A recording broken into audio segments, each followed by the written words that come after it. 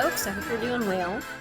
In this chapter, we'd like to start something brand new. We want to be able to use all those derivatives that we learned how to take in the previous chapter. So you know how to take derivatives of most functions. There are some functions on the list that you haven't learned how to take the derivative of yet. For example, logarithms and exponential functions. Don't worry, that's coming.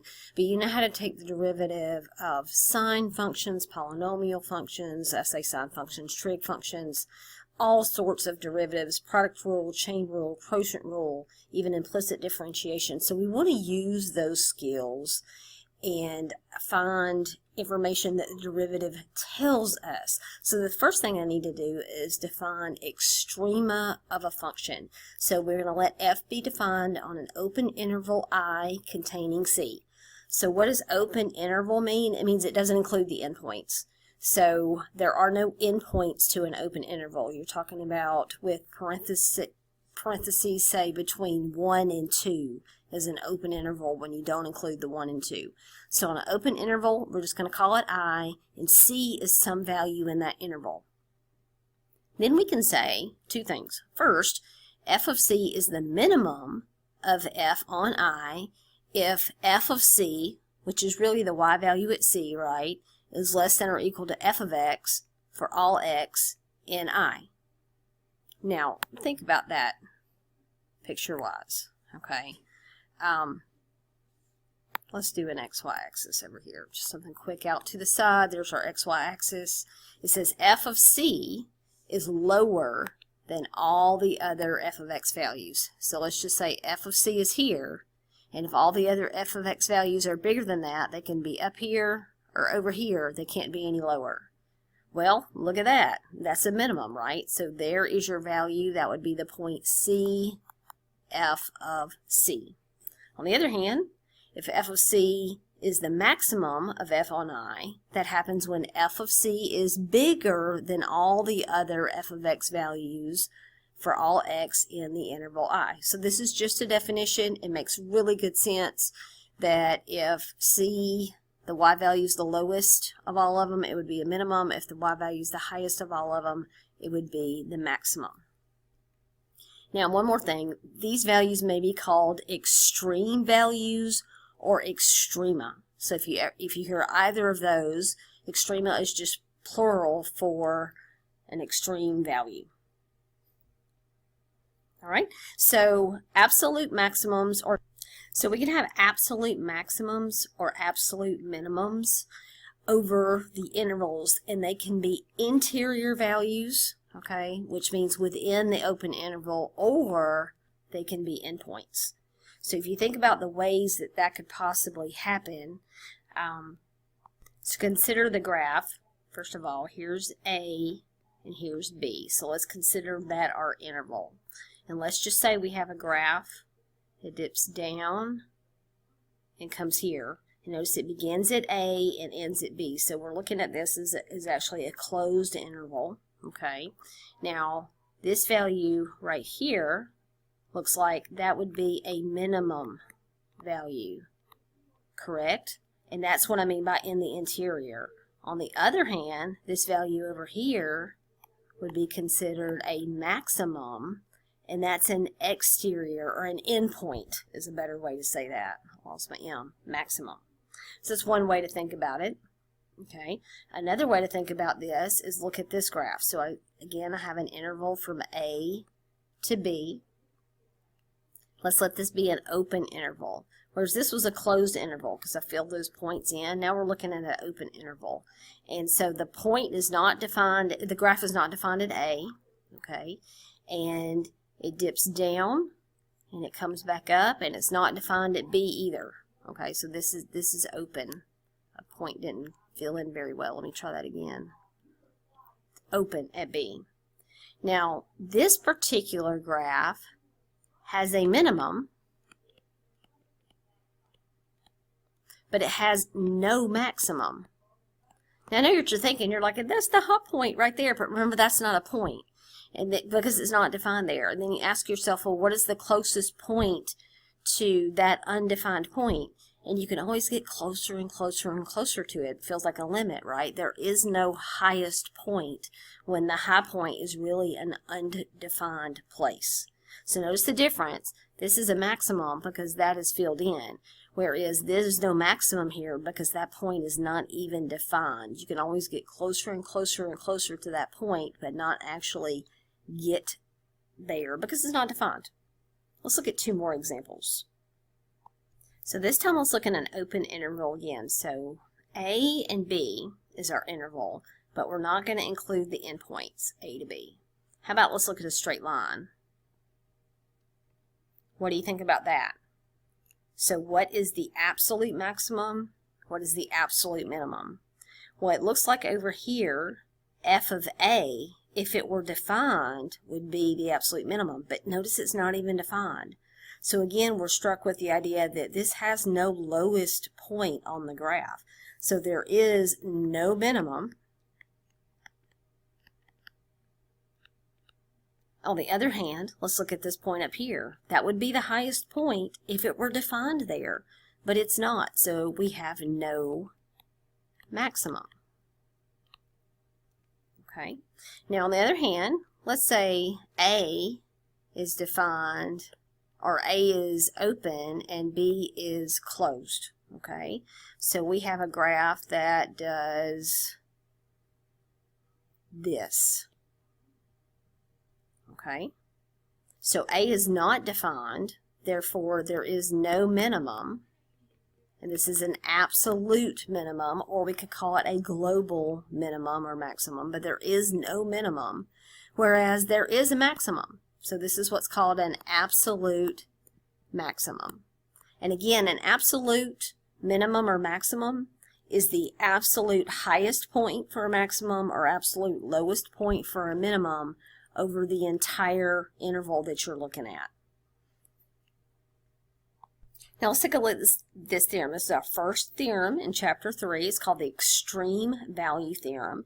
So notice it says if f is continuous on a closed interval AB. First of all, let's come up with a closed interval AB. So here's A, here's B. Remind me, what does closed mean? It means the endpoints are included.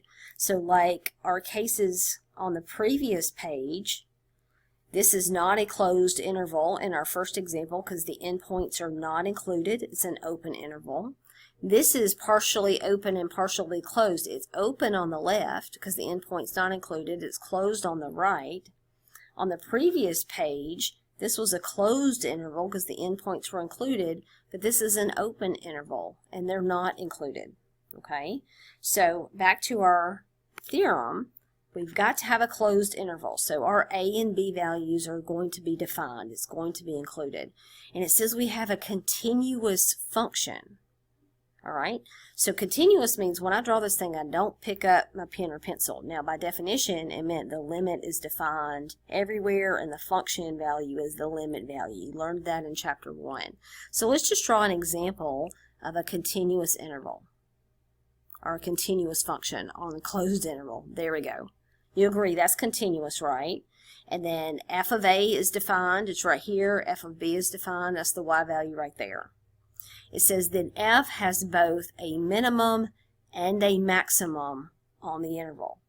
That is absolutely required. It has to have a minimum and a maximum on the interval. Does my graph have a minimum and a maximum? Well, yeah. Looks like the minimum is over here at f of A. It's just that endpoint right there, and the minimum is the y value. Whereas the maximum, it's hard to discern, but it looks like this part goes higher than the endpoint. So right here is the maximum. And since I didn't name that, whatever value that is, if we called it C, that would be f of C is our maximum.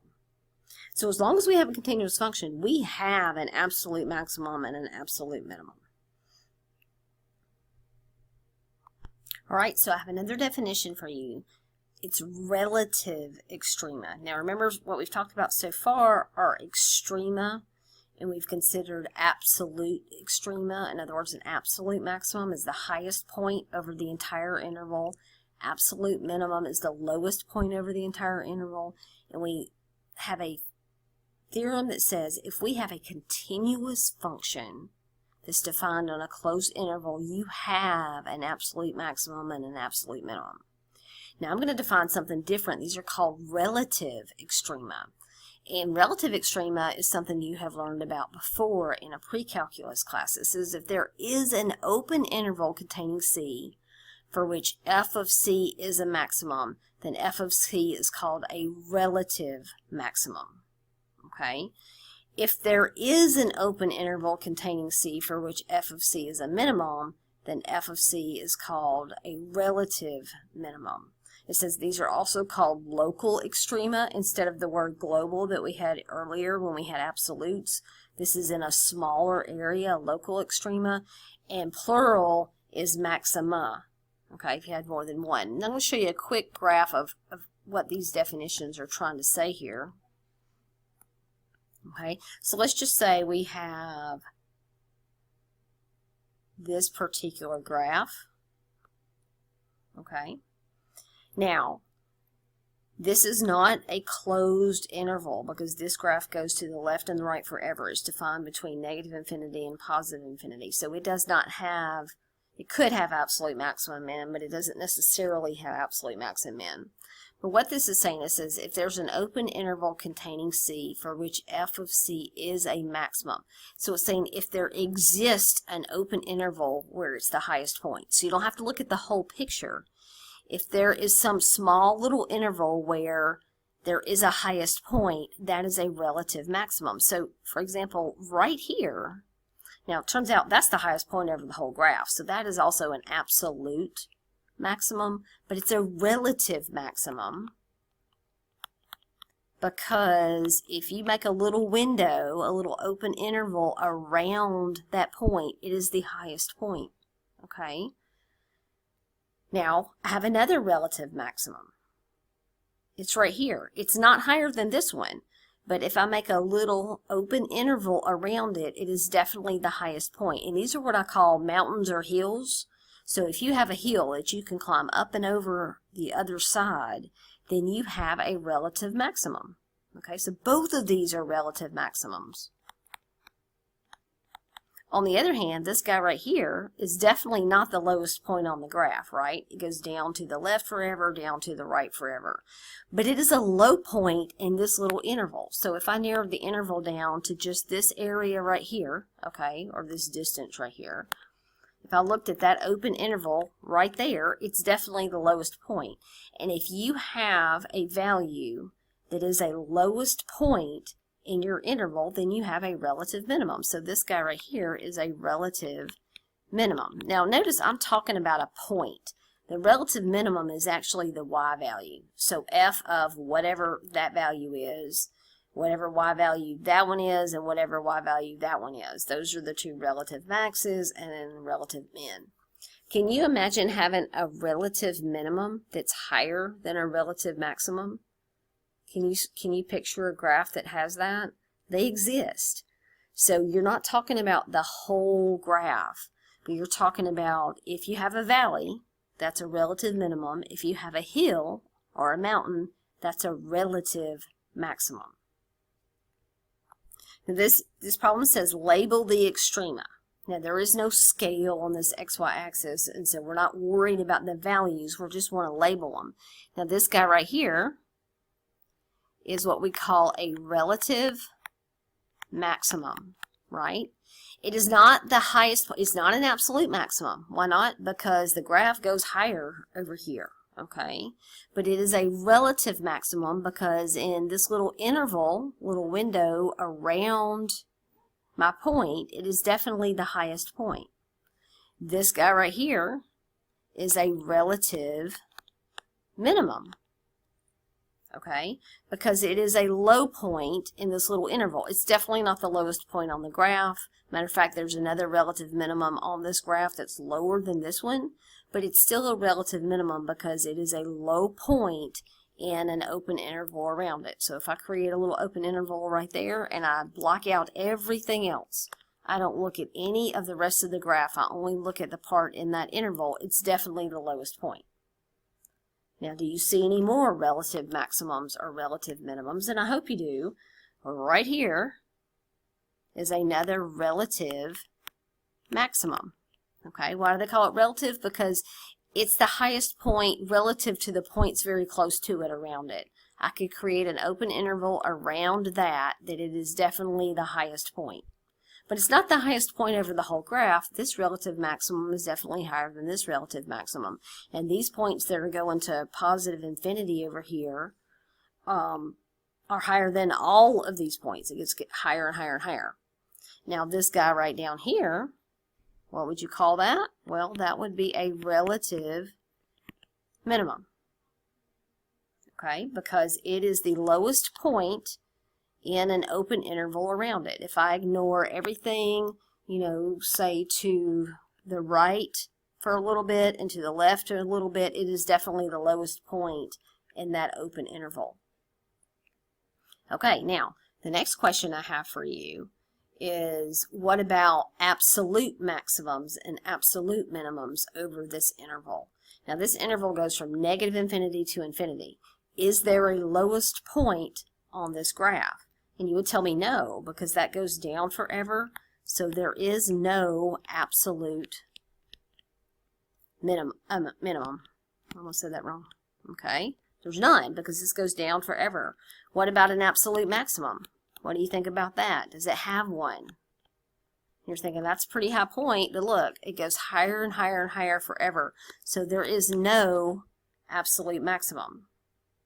Now, earlier, we had a theorem, if you remember, that says if you have a continuous function on a closed interval, you are guaranteed an absolute maximum and an absolute minimum. You're not guaranteed relatives. You're guaranteed an absolute max and an absolute min. But this is not a closed interval. This is an open interval from negative infinity to infinity. Now, let's just say I chopped it off, and I cut it off, say, right here, and I cut it off right over here. And we could do that. Let's do that now. So let's erase part of the graph. Let's get rid of, and the whole graph's probably going to disappear when I do this. Yep, whole part of it. Okay. Let's say the graph begins here now, and it stops right here. So I'm going to get rid of that part of the graph. Now, it does have an absolute minimum. That guy right there would be your absolute minimum. What would be your absolute maximum? What would be the highest point on the graph?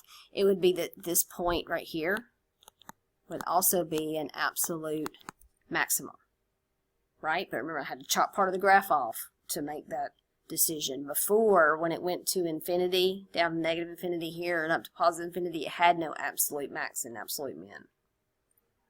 Okay, I've got a third definition for you. It's that of a critical number. It says, let f be defined at c. Okay, so we have a function that's defined at some particular c value. Okay, let's call this c right here. If f prompt of c equals 0, or if f is not differentiable at c, then c is a critical number of f. Okay, so what does that mean graphically? So it says if f prompt of c equals 0. You remember what f prompt means? That's the derivative, right? So that's saying if the derivative equals 0. Well, okay, so let me write that down. If the derivative equals 0, well, what's the derivative? Well, it's the slope of the tangent line, right? So if the slope of the tangent line equals 0, then you call that a critical number. So I need to draw a graph where I have the slope of the tangent line equal to 0 at c. How about that, right? How about right here? What does that tangent line look like? It looks like that. What slope is that? That is 0. So that's a critical number. C is a critical number in this particular situation. Here's another way to think about this. What about if it's not differentiable? What does not differentiable look like? Well, it can take different forms, but that right there is not differentiable. Corners are not differentiable. You saw that with absolute value. And they also create critical numbers. Notice this is a relative max at C. This is a relative min at that corner. Then we have Theorem 3.2. It says relative extrema occur only at critical numbers. So that's how we're going to find these things, is we're going to find the critical number of a function or critical numbers of a function and determine, do we have relative max there? Do we have a relative min there? What's going on? So you cannot have a relative max or a relative min unless it's a critical number. Let's go back and look at a picture that we've already talked about. Let's take a look at this one right here. Okay, now remember, this is a relative max. Well, what's going on in that situation? How about this? The slope of the tangent line is 0, right? Because it's a horizontal line. Right here, that is a relative minimum, right? What's going on there? It's not differentiable because it's a corner. Here's another relative max that's scooted over. It's right here. The slope of the tangent line is 0. Right here, the slope of the tangent line is 0. So, without proof, but it's true, relative extrema occur only at critical numbers. All right, so we have some guidelines for finding extrema. I'll go through the steps. First, we want to find the critical numbers of f in the open interval AB. So remember, to find critical numbers, you take the derivative, and then you do two things. You find out where the derivative is equal to 0 and where the derivative is undefined. Second, you want to evaluate f at each critical number. So when it says that, that means take the critical number and plug it into the original function. So let me go back. The first line means find f primed of x where that's equal to 0 and where f primed of x is undefined. Second, make sure you realize that's the original function you're going back to, not the derivative. Okay, third step, evaluate the original function at the endpoints. So if you're given a closed interval AB, and you have to be given that to find extrema, then you will plug in the endpoints as well. Again, that's into the original function. And then 4, you evaluate your results. The smallest of those answers is going to be your absolute minimum, where the largest is going to be your absolute maximum. Now I've got a question here for you. Notice it just says find the critical number. So we're not doing all of these steps for this first problem. All I want you to do is find the critical numbers. So to do that, step 1, you take the derivative. So I have g primed of x is equal to power rule, that's 4x to the third, and then sum difference rule, so I go across the subtraction, and then this is a scalar multiple, which I can basically ignore or multiply. 2 times 8 is 16, x to the first. I'll write that a little bit simpler. G primed of x is equal to 4x to the third minus 16x. That's my derivative. Now, two things I got to figure out, remember. Where is the derivative, g primed of x equal to 0? And where is g primed of x undefined? So always remember, you're supposed to handle both of those situations. Well, setting it equal to 0, I'll say 0 equals 4x to the third minus 16x. I factor out the greatest common factor, which is 4x, so I have 0 equals 4x times x squared minus 4.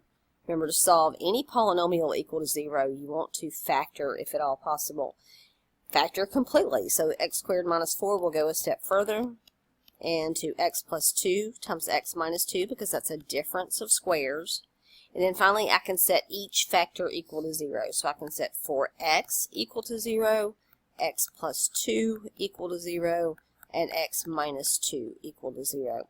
The 4, actually, we could have divided both sides by 4 in this line, and it would have disappeared, or you do it here. That gives me x is 0. The second factor, x is negative 2, and the third factor is x is 2 when I add 2 to both sides. And so I have 3 critical numbers at this point. Now, next is where is the derivative undefined? The derivative is a polynomial in this particular case, so it's defined everywhere.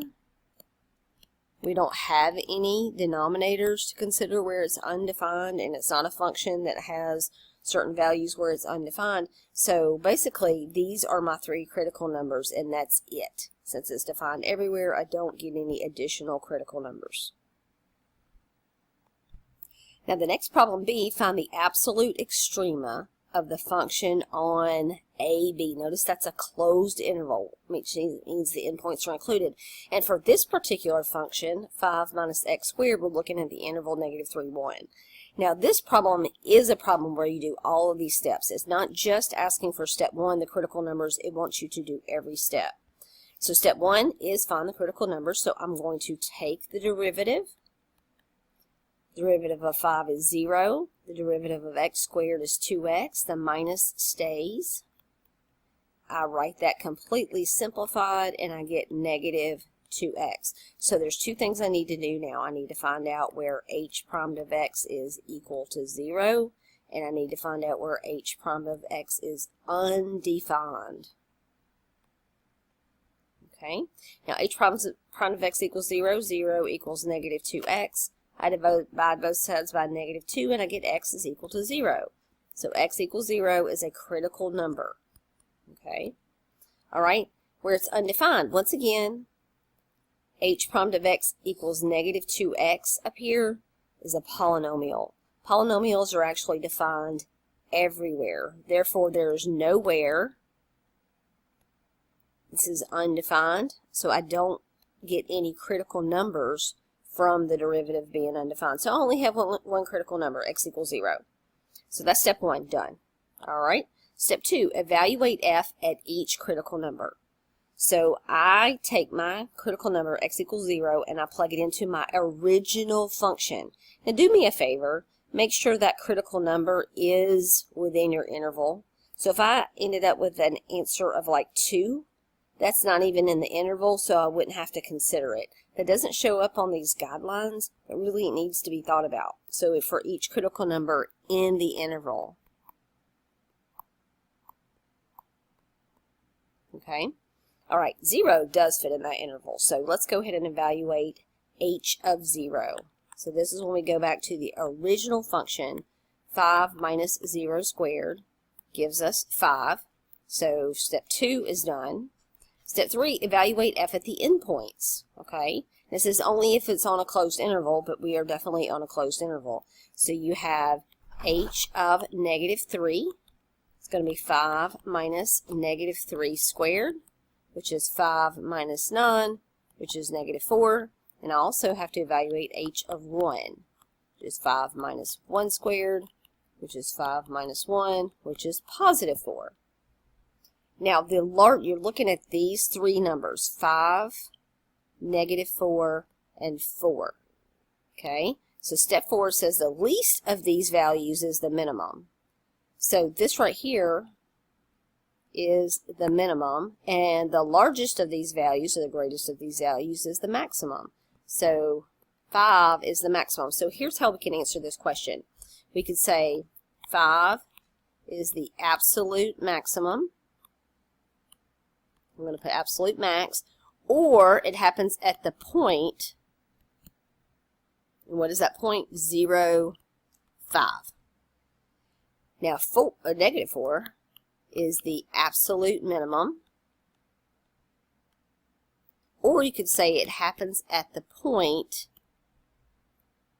-3, -4. I prefer this answer, because not only does it tell you the maximum, which is 5, and the minimum, which is -4, it tells you where on the graph that occurs.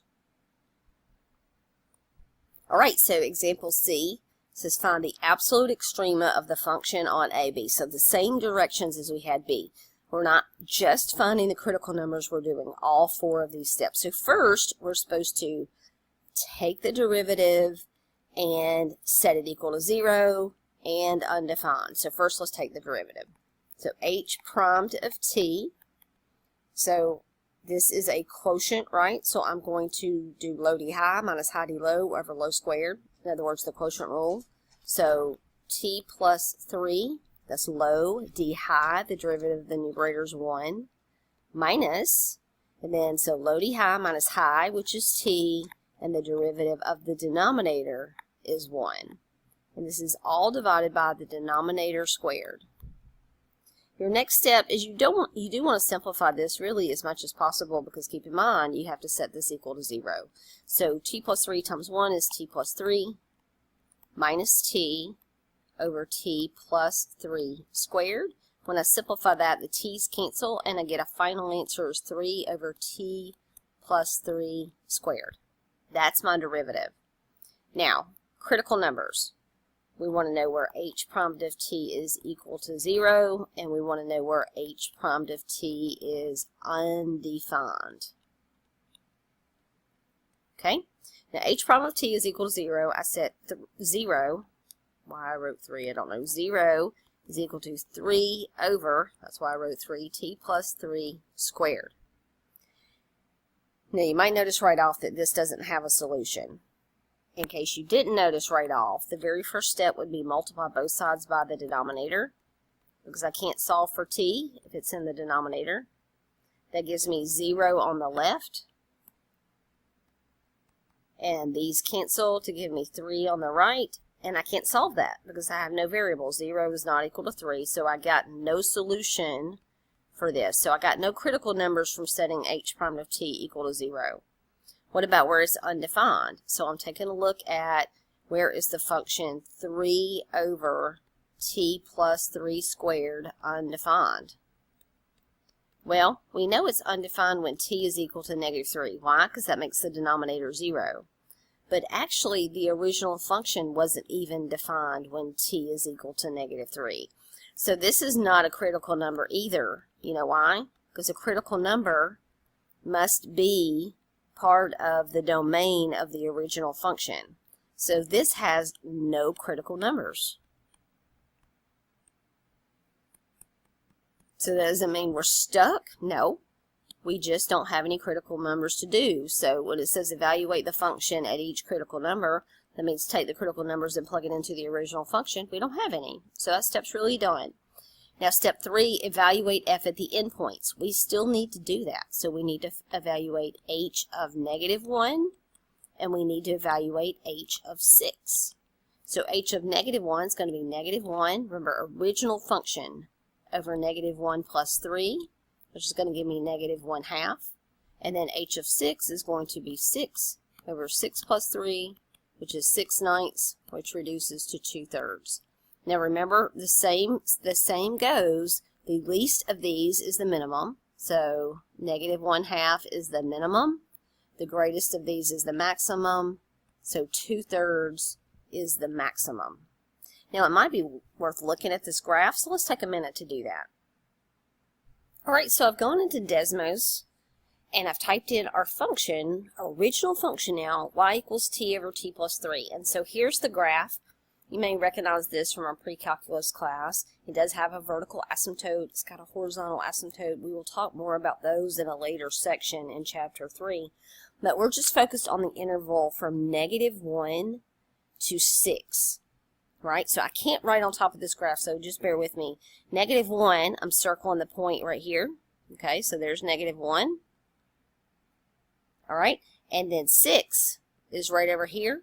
So remember, when we substitute in -1, we got, I'd have to go back and look, but that was our minimum, okay? And when we plugged in 6, we got, I can't remember what that was either, but it looks like, was it 2/3? And that was our maximum, okay? So -1/2 and 2/3 is, I think, what we got. And so you see that clearly. So you're ignoring everything to the left of -1 and everything to the right of 6. And we got a max at 6 and a min at -1. So I hope just seeing the graph helped realize what we were doing. And we had no critical numbers, and that's perfectly okay. And we're back at all of our work. So again, I just wanted to recap. When we plugged in -1, we got -1/2. We saw that on the graph. When we plugged in 6, we got 2/3, and we saw that on the graph. So let's try another problem. So next we have a fun problem. Find the absolute extrema on the function on the closed interval AB. So directions like we've done on the previous couple of problems. But this time we have an absolute value function. Now remember, when you're dealing with derivatives or even limits of absolute value functions, you really need to split those up into a piecewise function. So I'm going to rewrite this function, no derivative yet. I'm going to rewrite it as g of x equals. Now remember what you're considering. You're considering what happens at the breakpoint. So where is the absolute value equal to 0? Well, that's at -4, right?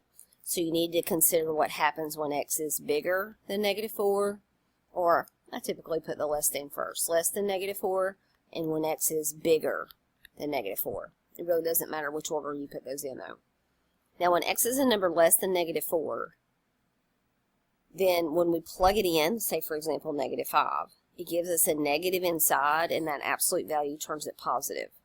Well, another way to write the same result is to put a negative in front of what's inside the absolute value. I promise you, you'll get the same answer. Just check it, like -5 up here is -1, the absolute value -1 is 1, -5 right here is -5 plus 4 is -1, negative of a -1 is 1. So that's what that negative does, is switches it back positive.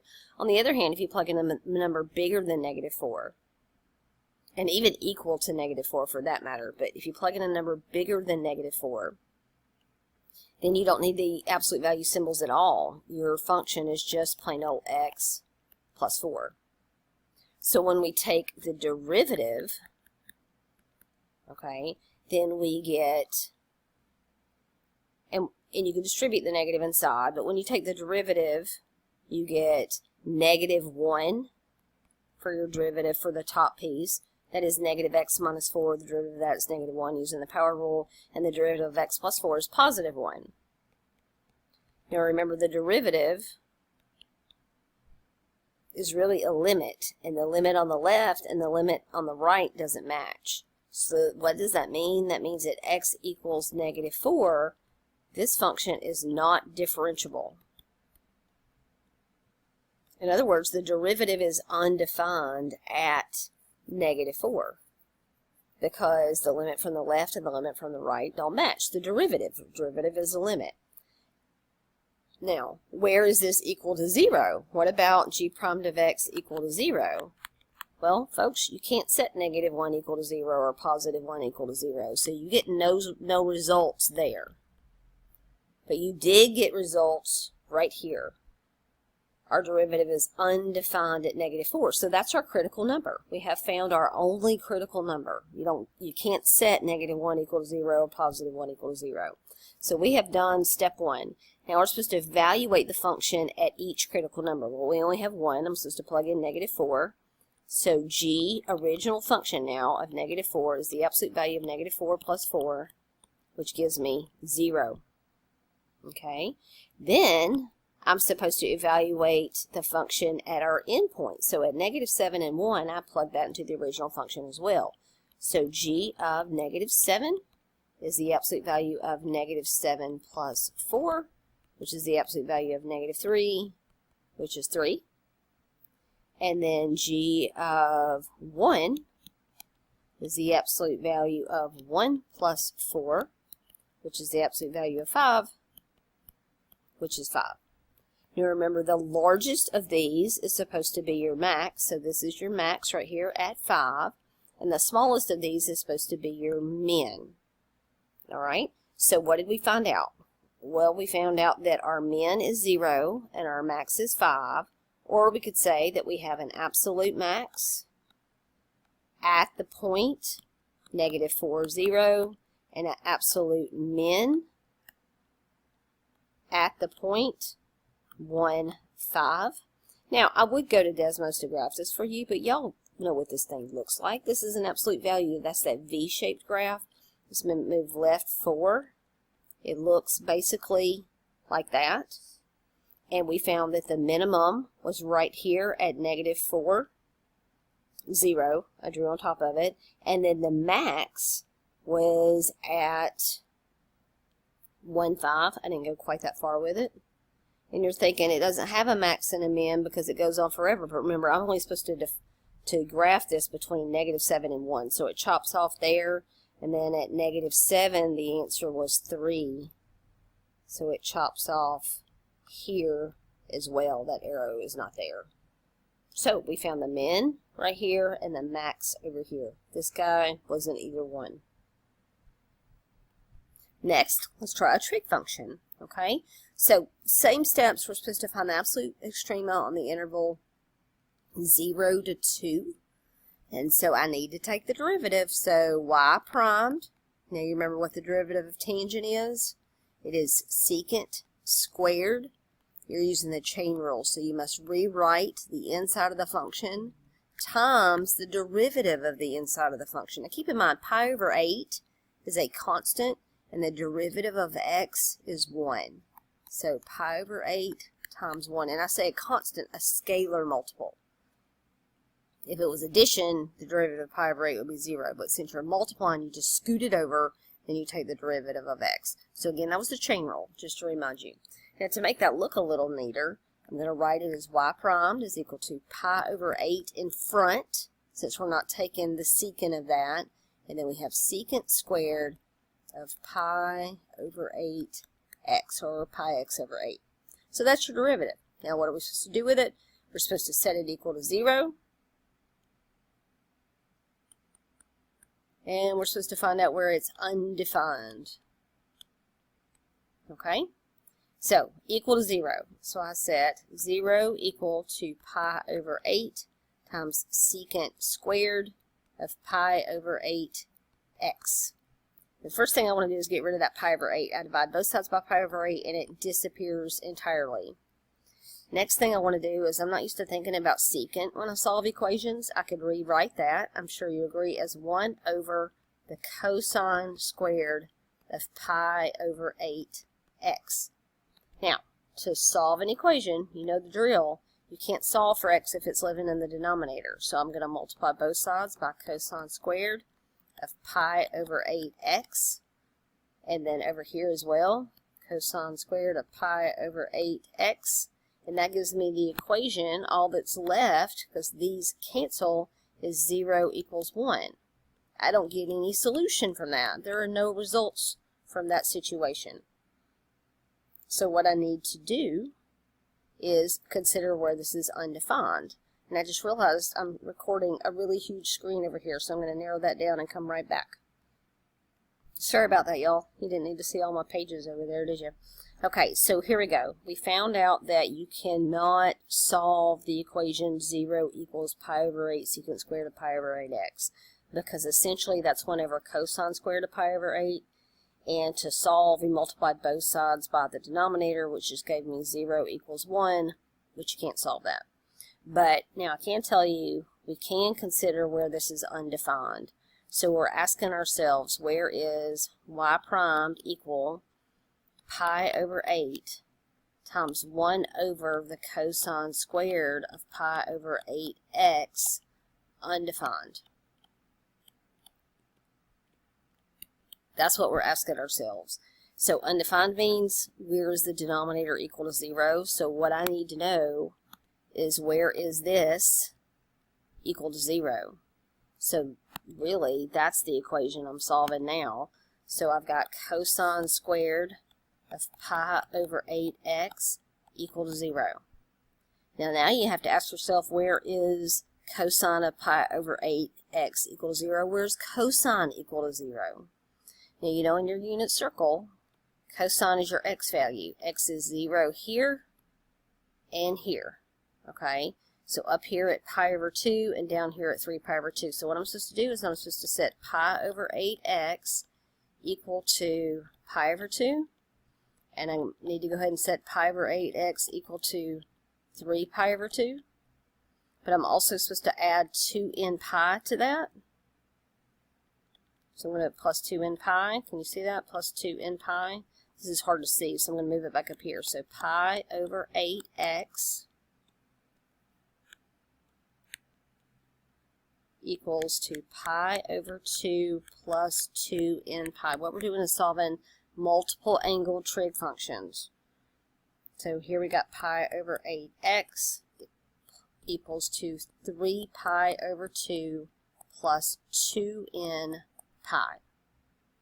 Now what I'm supposed to do is solve for x. I'm going to divide or multiply all of this by 8 over pi. So 8 over pi here, 8 over pi here, and 8 over pi here. Okay? Hang with me. Okay, so that's just x. These pi's cancel. 8 divided by 2 is 4, plus these pi's cancel, and that's going to be 16n. So my answers are the form 4 plus 16n. Okay, I'm going to circle it for now. We'll revisit. I'm also going to multiply by 8 over pi on this side. 8 over pi here, 8 over pi here, and 8 over pi here.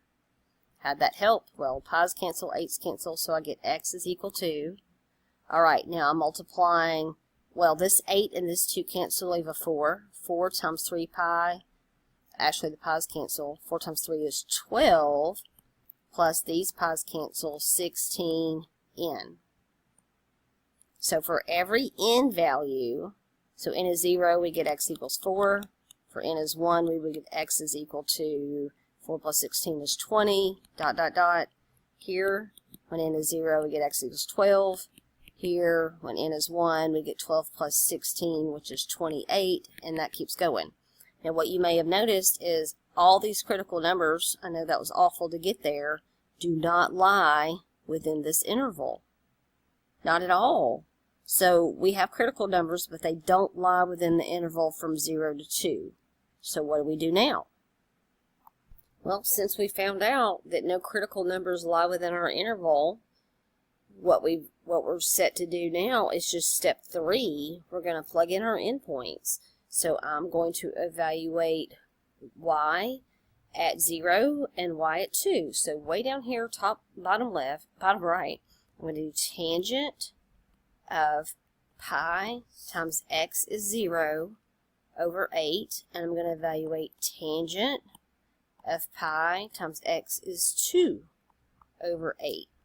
Now this is tangent of 0. Y'all, we know tangent of 0 is 0, because pi over 8 times 0 is 0, tangent of 0 is 0. Right here, this is pi over 4, because that cancels. We know tangent of pi over 4 is 1.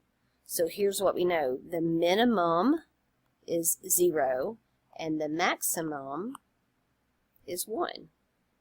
So we had a whole lot of work to do in there, taking the derivative, finding the critical numbers, only to learn that our critical numbers don't even lie within this interval, and all we had to do from the beginning was just plug 0 into the function and 2 into the function, and the biggest one, which was 1, is the max, and the smallest one, which is 0, is the min. But you don't realize that until you do all that work, and that's the unfortunate thing. It's worth taking a look at the graph of tangent of pi x over 8. I guess we could do that right now and take just a minute and look at the values 0 and 2, and also look at these critical numbers we got and see what in the world's going on. So here you go, back in Desmos, and this is the graph of tangent of pi x over 8. You see I've got it typed over here. If you ever want to type in pi in Desmos, you can just use pi, or you can type it in like the palette that they give you. So remember, we're looking at 0 to 2. So you see right there at the origin 0, when we plugged in 0, we got 0. When we plugged in 2, we got an answer of 1. This is the max right here that I'm circling with my stylus, and this is the min over here. Those critical numbers that we got are really where that function was undefined. So truthfully, those weren't even critical numbers, because if I take the inside, well, think about tangents over is sine of x over cosine. The function was undefined there, not really even critical numbers. So right here at 4, see we have a critical number. Right here at negative 4, we have a critical number. If I slide, you would see the next one at 12, and then there's another at 20. Those are those numbers that I came up with, and I called them critical numbers. But now looking at the graph, I'm thinking, well, yeah, the original function wasn't even defined there either. So really, they can't be called critical numbers because the function's not defined there. And don't worry, that's not a mistake that you have to worry about making, because when you try to plug in undefined points, if you accidentally call them critical numbers into the original function, you'll realize that those weren't critical numbers at all. They were places where the function was undefined. So there you go. Another problem graphed for you so you can see what's happening. Let's try another one. All right, so example F. Now we have a square root function. I try to find functions of all types for you so you get a little representation of everything.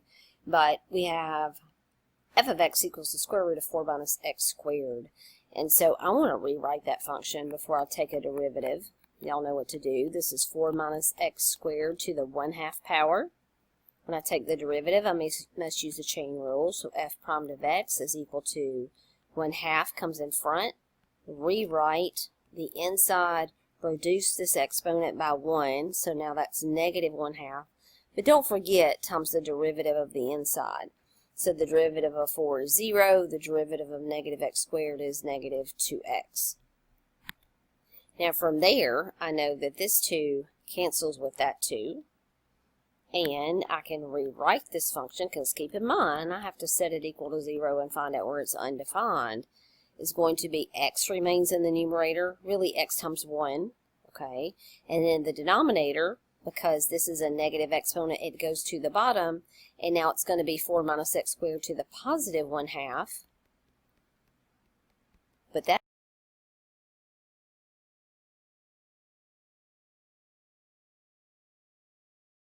probably best rewritten like this. Because keep in mind, you're going to have to use this derivative to find critical numbers. Now, where do you find critical numbers? First of all, where the derivative is equal to 0. And then where the derivative is undefined. Right? So where is this derivative equal to 0? So I do 0 equals x over the square root of 4 minus x squared. And by now, you've gotten in the habit of solving these equal to zeros. And when you have a fraction equal to 0, the very first thing you do is multiply both sides by the denominator. Well, that just gives you 0 equals x, because these cancel, right? So that is a critical number, 0 equals x. Now, undefined, where is it undefined? Well, undefined is where the denominator is equal to 0. Not where the whole fraction is equal to 0, but just simply where the denominator is equal to 0. So you're trying to solve the square root of 4 minus x squared equals 0. To solve that, we will square both sides, add the x squared, and when you solve that, you get x is equal to plus or minus 2. Okay, so we have three critical numbers, negative 2, 0, and 2. Now, all right, notice our intervals. It's like we have 4 separate problems here. So I'm going to change colors to do these. So for our first problem, we're supposed to find the extrema on the interval negative 2, 2, which means I have to plug in all my critical numbers between negative 2 and 2, and I have to plug in the endpoints negative 2 and 2. Notice those values are the same for all of these except this one down at the bottom. So really we're just kind of paying attention to the difference in open intervals and closed intervals and a little bit about the points. So let's plug these values in though. So what is f of negative 2? What is f of 0? And what is f of 2? We're going to need that for a lot of these problems. Okay, so f of negative 2 would be the square root of 4 minus negative 2 squared, which gives me the square root of 4 minus 4, which is the square root of 0, which is 0. Next, the square root of 4 minus 0 squared, which is the square root of 4, which is 2. And then finally, the square root of 4 minus 2 squared, which is the square root of 0, which is 0. Okay? Now, when you're including the endpoints like that, then you consider both endpoints and the critical number. Remember, this guy right here is the critical number at 0. So the lowest one is the min. So we have a min. It actually happens at 2 separate places, at negative 2 and 2. And then the max is 2. All right? But question 2 changes things up just a little bit and says, well, what about on the interval negative 2 to 0? Okay, so we're not including the 0 this time at all, and we're including the negative 2. So at negative 2, remember we got 0, and that was a min. Okay, so at x equals negative 2 is a min, but since the 0 is included, there is no max. Remember, when the endpoint's not included, you don't actually get there.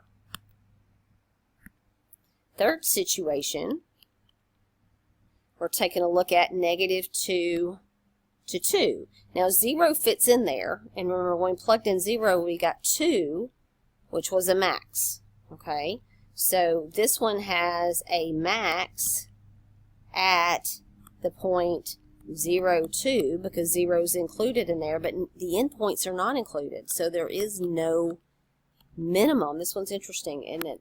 And then the last one, the fourth situation, we're looking at the interval from 1 to 2. The 2 is not included.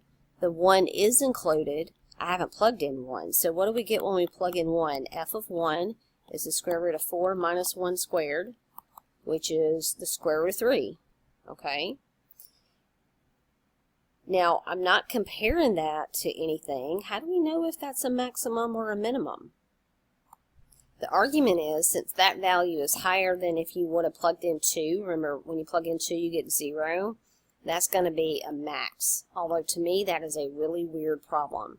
But you're not allowed to plug in 2 because it's not truly an endpoint because it's an open interval, yet you still have to think about it because you have to know if square root of 3 is the largest value or the smallest value in that interval. And square root of 3 is the largest because when you plug in 2 you get 0. So it is a max. Alright, here we have a couple of graphs. It says, does the following graph function have a minimum? So two completely separate problems. When you look at 58a, you look at the lowest point, and it looks like the minimum, or the lowest value, should be right here where this open circle is, and it's defined to be up higher. So f of whatever that value that is up here. But you go down, and what looks like the lowest point, again, is not defined there. So there is no lowest point. So this has no minimum. Okay? Then you look at a graph for b that's very similar. Once again, the function has an open value that it's not continuous, just like this one is not continuous. So if that were filled in, it would be a continuous function.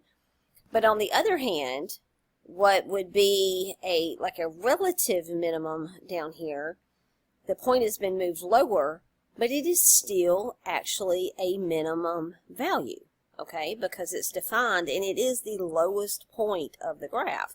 So this one has a minimum.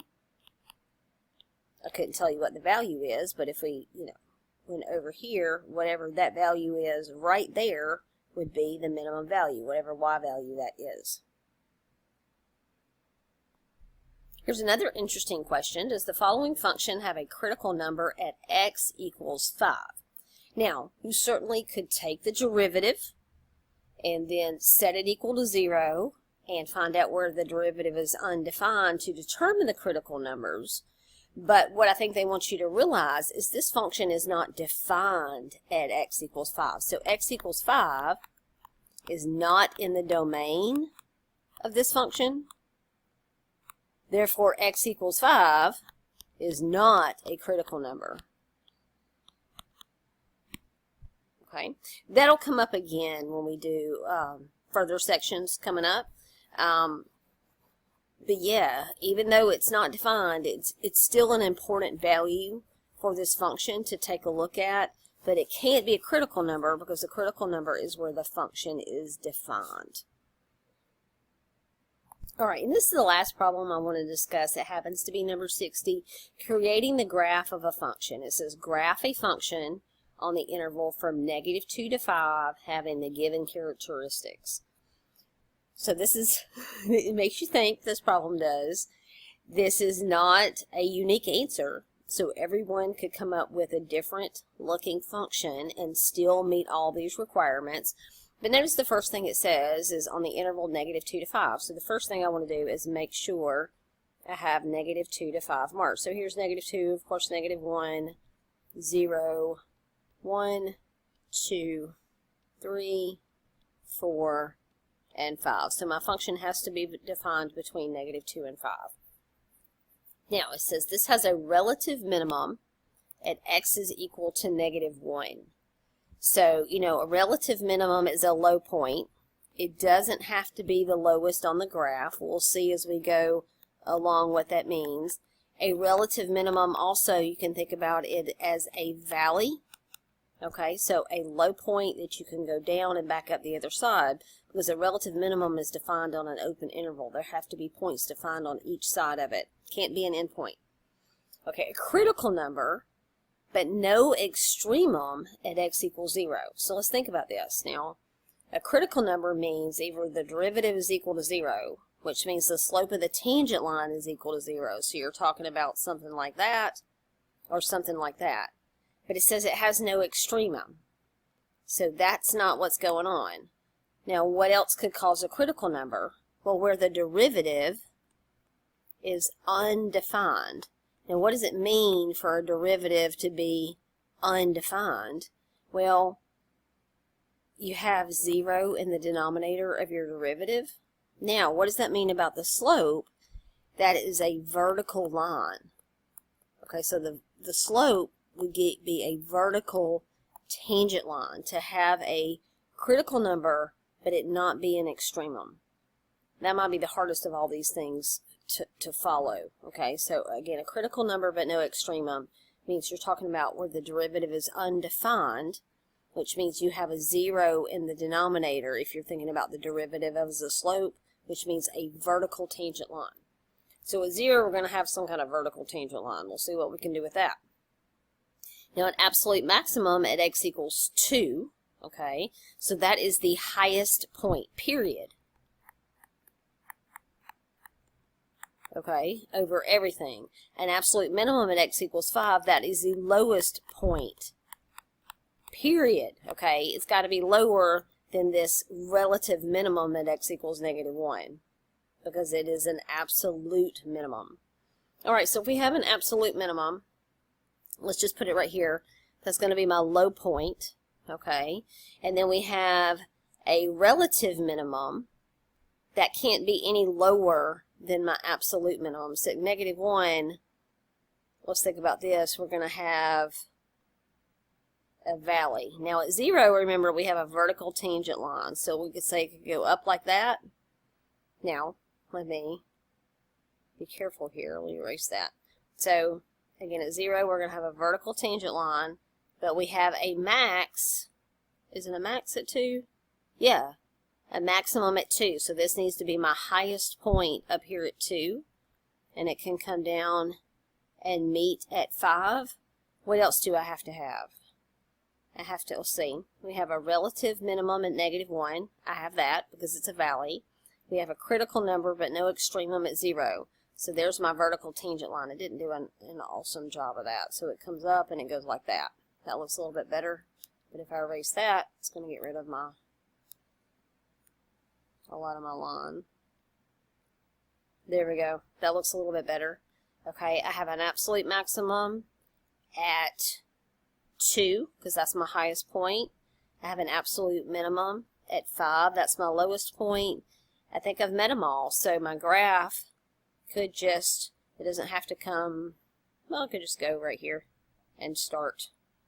And that's defined on -2 to 5. So notice it's defined on -2 to 5. I'm good there. I have a relative minimum at -1, which means it's a valley. Looks a little weird, but that's it. I have a critical number at x equals 0 because I have a vertical tangent line, but it is not extremum. It is not a maximum or a minimum. I have an absolute maximum at 2. We'll look good there. And an absolute minimum at 5. What you think? Can you pull off something like that? Yeah, I know you can. Okay, so that wraps up this section. Please, of course, let me know if you have any questions. Again, just to recap, in this section you do a lot of finding critical numbers. Remember, the first step to do that is take the derivative, then set the derivative equal to 0, find out where it's undefined. If you're trying to find absolute maximum or minimum, what you do is you take those critical numbers and plug it into the function, and you take the endpoints of your interval and plug it into the function. The highest value is your max, the lowest value is your min. Okay, have a wonderful day.